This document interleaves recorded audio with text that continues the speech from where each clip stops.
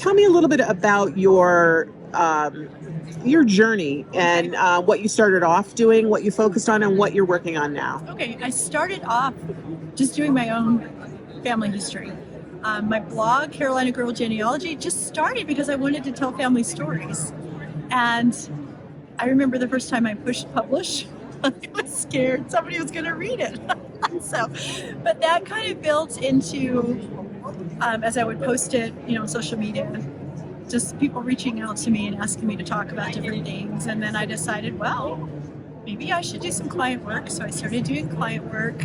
And then from there, I started speaking. And then I was hired by a company to do some repatriation work for the Army. And so that's basically what I do, is do the repatriation work. I don't so much do client work anymore, but I still speak and do presentations. Can maybe tell us a little bit more about what that involves, the work that you do? We've got thousands of missing soldiers, especially from World War II, that the Army is working on. And what happens is they will send me a case, and in the case file, it will give me the information on the next of kin at that time when the soldier entered the Army. Well, of course, it's all these years later. And so my task is to take any clue that I can find from their paperwork, and I start building a tree and start going down and try to find, I have to find who would be the next of kin. And sometimes it's way down, like a first cousin 6 times removed. I mean, they're way down the tree. The cool thing is when I find someone who has their medals that have been passed down. Oh yeah, I'll help you. I've got their Purple Heart. I think the best story was I found a woman. I saw that there was a daughter still alive, supposedly still alive. Sometimes you call and they've passed away. She answered the phone. She goes, I just got your letter. And she says, I am planning my 87th birthday party today with my daughter. Now, I don't know if the bodies have been found. They don't tell me that. My job is just to find next of kin, secondary next of kin, and then they want one Y DNA at least, and they want 3 the mtDNA because they go into the bone marrow. And that's how they identify the soldier. You would think that they would just want all this Y DNA, and so I have to explain to the family why we would need their help. And a lot of people think it's a scam, that I'm asking for money. So I have to let them know, the Army, they'll send you a DNA kit. It's between you and the Army whether you do that DNA. I'm not gonna deal with you on the DNA. And if they do identify the soldier, the Army will pay for them to bring the body back. So I guarantee them that there is no money coming out of their pocket, that the Army takes care of everything. And they decide, the next of kin decides, do we want the body just buried, respectfully where they found the body, leave it there, or do they want it brought home? So that's up to the family to decide. But they're the ones, the Army can't decide that. The legal next of kin decides that. So it's been interesting. People are very, depends. Some of them will never answer me back and I have to keep calling and calling and calling. Some people, I send out a priority letter and it's like the next day that I've seen it's delivered and they've called me. And so it just depends. Some people are really excited because they remember the stories of the soldier, and some people have no idea whatsoever that they've got a missing soldier. Or they'll tell me, oh no, this person is buried in this grave. I can even tell you what cemetery they're in, and I have to explain to them that a lot of times there's no body in there. My grandfather died in Poland in World War II. His 2 of his other brothers died in Italy. His plane went down right outside of Sicily, and they never found his body. But there is a grave there with a monument, and so if we don't keep that story alive and the next generations down, they're going to assume that Edmund was buried in that grave, and he's not. There's nothing in there. And so I have to explain to them, just because there's a marker doesn't mean there's anything in the grave. They just wanted to honor him, so the 3 brothers are buried together. So what is the oldest soldier you have researched?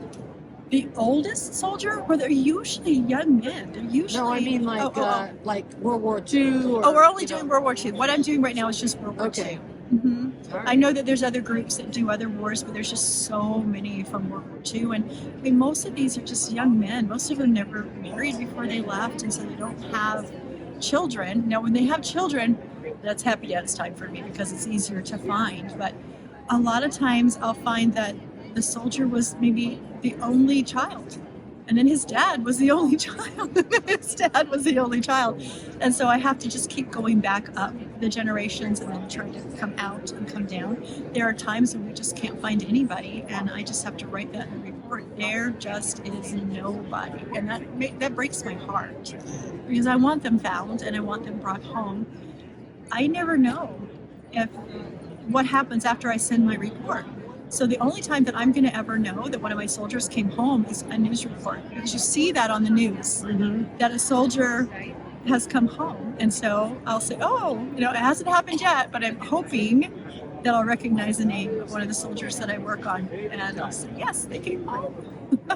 Do you have to have military World War II knowledge of the different units and the different? No, they're very good about Giving sending you me that? the documents that I need,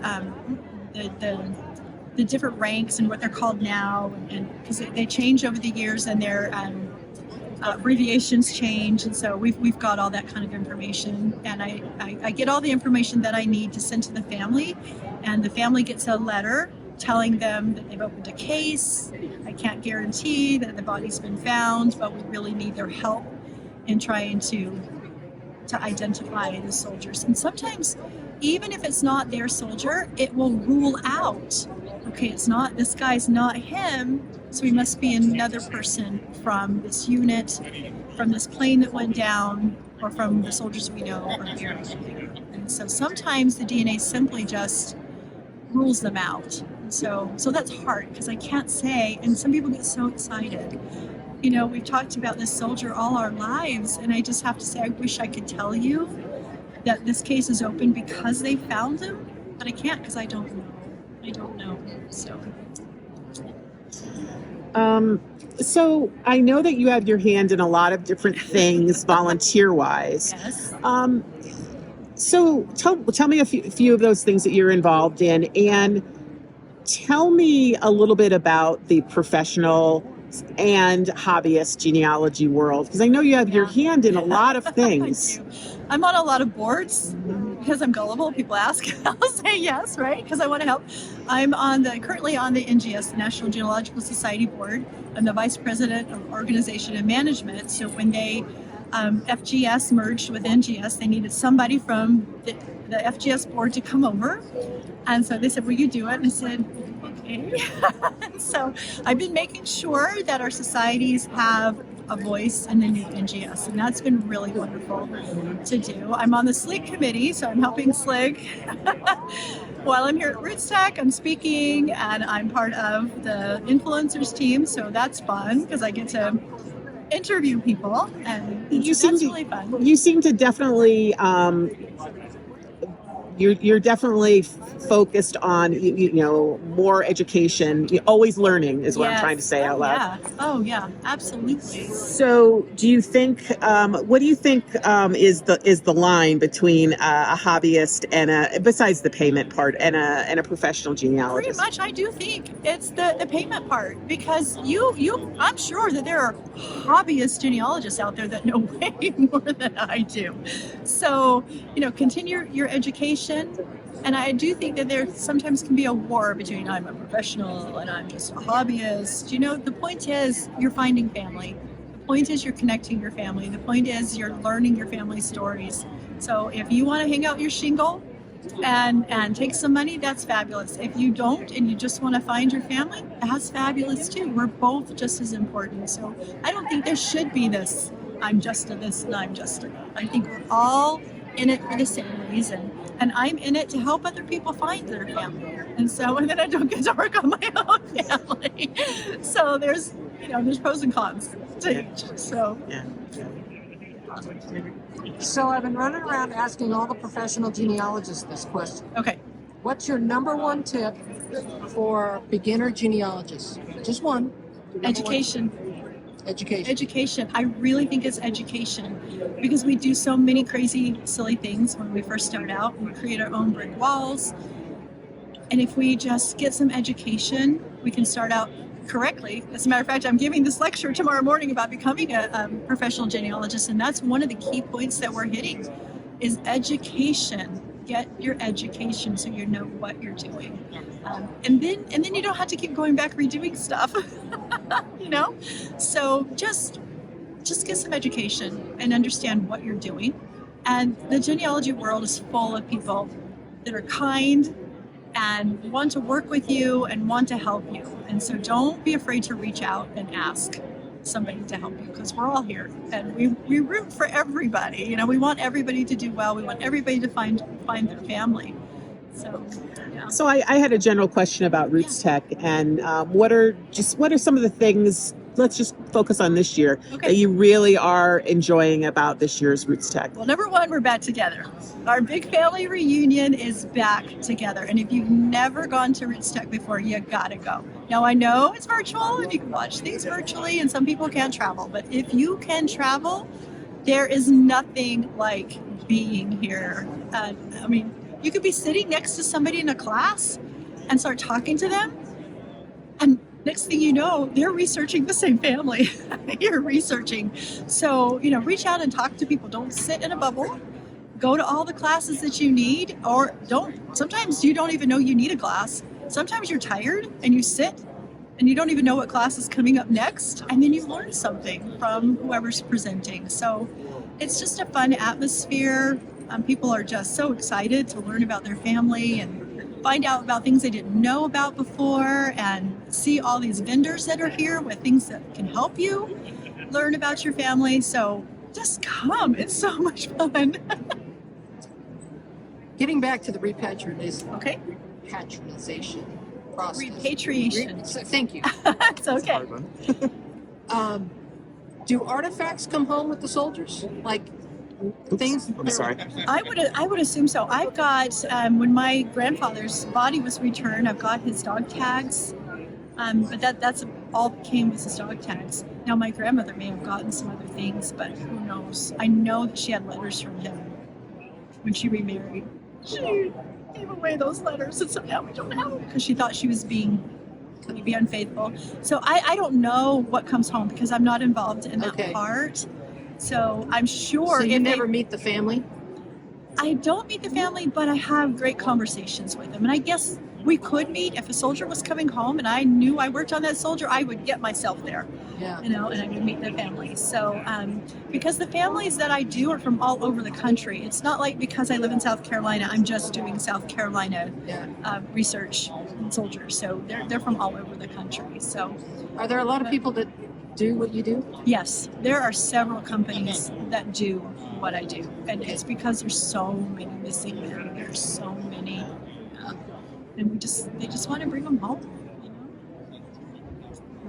You know? Another thing that I do too, and I just wanted to throw this out, is I work with descendants of the enslaved people, because I am a descendant of enslavers, and that's one of my passions as well, is to work together with them and teach them how to talk to each other, and be able to pull out information from records and help them maybe go back another generation or two, because when you are researching your enslaved ancestor, you have to research the enslaver, because your records are mingled together. They had the same experiences. I mean, one was worse than the other, but what I'm saying is they lived in the same area. They had the same storms. They had the same, you know what I'm saying? A lot of their records are intermeshed together. The enslaved were their property. And so you find their information in wills and inventories and all those kind of things. And so I like to encourage people to work together. Reach out. It's scary. You find out that your ancestor owned slaves and you don't want to tell anybody because you're afraid somebody's going to do something to you, right? But both sides, we've got to reach out and work together. I've gone back helping a particular ancestor had some enslaved people, and I've reached out to their descendants, and we were able to, a couple of documents go back 2 generations in that enslaved enslaved person's genealogy, and it's just by putting the pieces together. So that's one of my passions too, is to help people understand that you can work together. And then just recently, real quick, I found out that one of my genealogy friends is a descendant of somebody who was enslaved by one of my ancestors. Yes, luckily I've known her for a while. And we are getting ready to actually do a presentation together, a panel in a couple of months together on that. So Wow. it was amazing. She saw it on my family tree on Ancestry, and she says, "Are you kidding me? I am a descendant of that person." And I thought, oh gosh, it's been wonderful. So we're getting ready to talk about that. Wow. Yeah. Another Roots Tech, another Roots Tech present. That is going to be very powerful. Yeah. So we're excited about that. It's awesome. That's